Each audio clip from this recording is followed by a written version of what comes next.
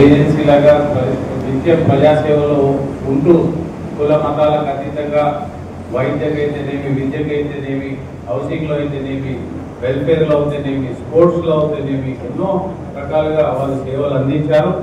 ఎంతోమంది లక్షలాది మంది లబ్ధిదారులు ఉన్నారు. ఎంతోమంది కుటుంబాలు వాళ్ళ జీవనాధారం ఆర్టీటీ పైన డిపెండ్ అయి ఉన్నాయి. సో ఇవన్నీ చర్చించడానికి ఇక్కడ పార్టీలకు అతీతంగా అందరినీ పిలవడం జరిగింది.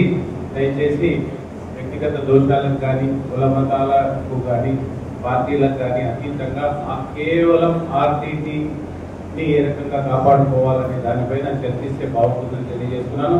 ఇప్పుడే విచ్చేసిన సిపిఎం వలి గారికి, కార్పొరేటర్ సైఫుల్లా గారికి, మా మిత్రులు రాంగోపాల్ గారికి వేదికపై రావాల్సిందిగా కోరుతున్నాను. ఆధ్వర్యంలో సేవ్ ఆర్టీటీ అనే కార్యక్రమాన్ని నిర్వహించడం జరిగింది. ఈ కార్యక్రమానికి పెద్ద ఎత్తున పార్టీలకి అతీతంగా ఇంటెలెక్చువల్స్ కానివ్వండి, మౌలానాలు కానివ్వండి, స్టూడెంట్స్ ప్రతి ఒక్కరు పాల్గొనడం జరిగింది. ప్రతి ఒక్కరి నోటి నుంచి కూడా ఏ విధంగా అయితే సేవ్ ఆర్టీటీ సంక్షేమ కార్యక్రమం, అభివృద్ధి కార్యక్రమం చేస్తే అన్ని కూడా మనం కాపాడుకోవాలి. జిల్లాలో అనేక విధంగా ఎడ్యుకేషన్ కానివ్వండి, వైద్యం కానివ్వండి, స్పోర్ట్స్ కానివ్వండి, మహిళలకు సాధికారత కానివ్వండి, అనేక విధాలుగా ఈరోజు ఆర్టీటీ చేసిన అభివృద్ధి కార్యక్రమాలు వాళ్ళ పేద ప్రజలు వాళ్ళకి ఏ విధంగా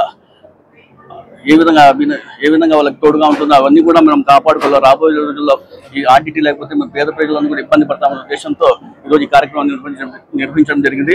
FCR ఏ విధంగా అయితే అది ఆపేసినారో అది మరీ రెన్యువల్ చేయాలా ఇప్పుడే చెప్పడం జరిగింది. ఇది కేవలం ఇది చంద్రబాబు నాయుడు గారు అనుకుంటేనా ఖచ్చితంగా సాధ్యమవుతుంది. నిన్నటి రోజున మన అనంతరం వెంకటరామరెడ్డి గారు కూడా చంద్రబాబు నాయుడు గారు కానీ, ప్రధానమంత్రి గారు కానీ, జగన్మోహన్ రెడ్డి గారు డిస్కషన్ చేయడం జరిగింది. ఖచ్చితంగా ప్రతి ఒక్కరు వారంతకు వారు ఖచ్చితంగా ప్రయత్నిస్తే దీన్ని మనం కాపాడగలుగుతాం తెలియజేసుకుంటూ, ఆర్టీటీ అంటే పేదలు అంటేనే ఆర్టీటీ. ఇది కేవలం మన అనంతపురం జిల్లా మనకే కాదు, మన జిల్లా వాళ్ళకి కాదు, మన రాబోయే తరానికి కూడా మనం కోల్పోతాం ఆర్టీటీ లేకపోతే. దానికోసం మనం అందరం కూడా ఆర్టీటీకి కాపాడుకోవాలని తెలియజేసుకుంటాం. ఈరోజు అన్ని ప్రజా సంఘాలు, అన్ని రాజకీయ పార్టీలు, మత పెద్దలు అందరూ కలిసి సేవ్ ఆర్టీటీని రక్షించుకుందాం, అనంతపురం జిల్లాను కాపాడుకుందాం అనే నినాదంతో సమావేశం నిర్వహించడం జరిగింది. ఆర్టీటీ ద్వారా ఈ అనంతపురం జిల్లాలో పెద్ద మొత్తంలో ప్రభుత్వానికి సమాంతరంగా సేవలు అందించింది ఆర్టీటీ. అది వ్యవసాయ రంగం కానివ్వండి, క్రీడారంగం, విద్య, వైద్య రంగాలలో ఇతోధిక సహాయాన్ని అందించి ఈ జిల్లా యొక్క మనసును గెలవడం జరిగింది. ఇటువంటి సందర్భంలో అకారణంగా కేంద్ర బీజేపీ ప్రభుత్వం ఆర్టీటీ సంబంధించి ఏదైతే అనుమతులు పునరుద్ధరించకుండా అడ్డుకోవడం జరుగుతుంది. తక్షణమే పునరుద్ధరించాలని చెప్పి మేము కోరుతున్నాం. లేని పక్షంలో ప్రజా ఉద్యమాన్ని తీసుకొస్తామని చెప్పి హెచ్చరిస్తున్నాం. 1969 నుంచి కూడా ఆర్టీటీ సంస్థ చేస్తున్నటువంటి సేవలు ఎనలేనివనే చెప్పాలి.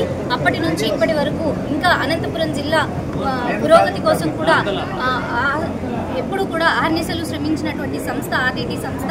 ఎన్నో విభాగాల్లో పనిచేయడం కాకుండా ఇది కనీస అవసరాలకు మించి కూడా ఆధునికంగా కూడా అభివృద్ధి పథంలో నడిపించినటువంటి ఒక గొప్ప సంస్థ ఆర్టీటీ.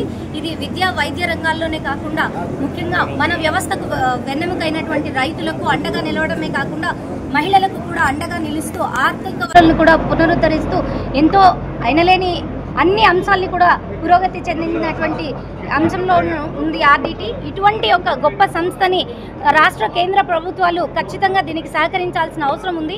ఈరోజు మూకుమ్మడిగా షకీల్ షఫీ అన్నగారు ఈ సమావేశం సందర్భంగా కూడా మూకుమ్మడిగా ఏదైతే నిర్ణయం తీసుకొని ఆర్టీటీకి వస్తున్నటువంటి ఫండ్స్ ఏవైతే పునరుద్ధరణ తీసుకురావాల్సి FCRA బిల్లుని అందరూ కూడా తీసుకురావడానికి మేమందరం కూడా శ్రమిస్తామని చెప్పి రాష్ట్ర కేంద్ర ప్రభుత్వాలకి హెచ్చరిస్తున్నాం. ఎందుకంటే అనంతపురం జిల్లాకి మారుపేరుగా సేవకి మానవతా దృక్పథంలో విన్సెంట్ ఫెర్రర్ గారు తీసుకొచ్చినటువంటి సేవలన్నిటినీ రాబో తరాలకు కూడా అందించాలి. అటువంటి ఫలితాలని కరువు ప్రాంతమైన అనంతపురం జిల్లాలో కొనసాగించాలి అంటే ఖచ్చితంగా ఈరోజు ప్రజలందరూ కూడా ముందుకు రావాలి. ముందుకు వచ్చి గట్టిగా ఈ నినాదాన్ని తీసుకెళ్లి రాష్ట్ర కేంద్ర ప్రభుత్వాలు మెడలు వంచి ఆర్టీటీ సంస్థను మరీ పురోగతి తీసుకొచ్చే విధంగా మనందరం కూడా శ్రమించాలని సందర్భంగా తెలియజేస్తున్నాను.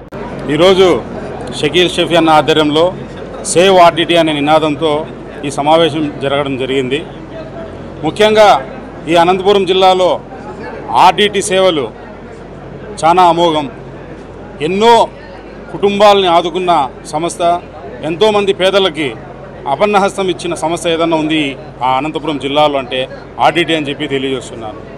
ఈ ఆర్టీటీ సంస్థ ద్వారా ఎంతోమంది విద్యావేత్తలు బయటకు వచ్చారు. క్రీడల్లో కూడా ఎన్నో రకాలుగా ప్రోత్సహించిన సంస్థ ఆర్డిటి. ఈరోజు ఒక మతం పేరుటనో ఇంకొక టెక్నికల్ విషయంలోనో వాళ్ళకి రావాల్సిన FRCR ఫండ్స్ని ఈ కేంద్ర ప్రభుత్వం ఆపేయడం చాలా దురదృష్టకరం.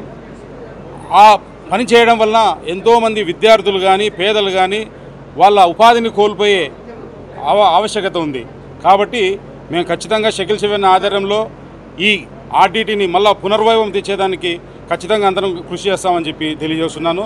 అలాగే వైఎస్ఆర్ కాంగ్రెస్ పార్టీ కూడా ఆర్డిటి సంస్థను పునరుద్ధరించడానికి ఖచ్చితంగా ముందుంటుంది. అదేవిధంగా మా జిల్లా అధ్యక్షులు అనంత వెంకటరామరెడ్డి కూడా ఆల్రెడీ ముఖ్యమంత్రి గారికి ప్రధానమంత్రి గారికి కూడా లేఖ రాయడం జరిగింది. Thank you. అందరికీ నమస్కారాలు.